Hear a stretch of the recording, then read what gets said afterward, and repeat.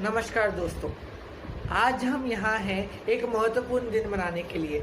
आज है 26 नवंबर, यानी भारत का संविधान दिवस, जिसको हम कॉन्स्टिट्यूशन डे भी कहते हैं। तो आज मैं इसी कॉन्स्टिट्यूशन की हिस्ट्री बताना चाहता हूँ।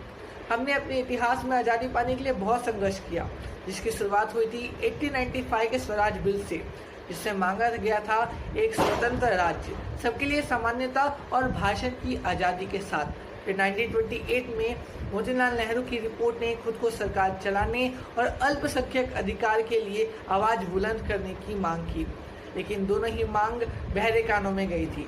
इसलिए 26 जनवरी 1930 को इंडियन नेशनल कांग्रेस ने पूर्ण स्वराज का ऐलान कर दिया। तो हमने स्टेटस की मांग को साइड में रखकर यह ऐलान किया गया था। एक साल बाद 1931 में कराची सेशन में आईएनसी ने सोशल और इकोनॉमिक राइट्स की मांग की। तब एमएन रॉय ने एक ऐसा संविधान का सुझाव दिया जो भारतीयों द्वारा भारतीयों के लिए बनाया गया हो।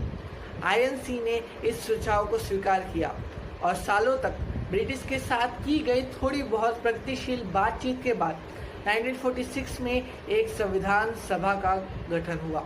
लगभग 300 सदस्य, जो कि अलग अलग राजनीतिक रूप से थे, विभिन्न धर्मों से, जाति और पूरे भारत से आए हुए थे, उन्होंने 3 साल तक एकत्र होकर भारत का संविधान तैयार किया।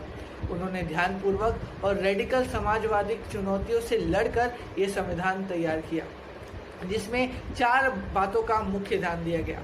पहला, कि हम जो ये ब्रिटिश की कॉलोनाइजेशन सिस्टम है उसको खत्म करें और फेडरल को आगे बढ़ाएं।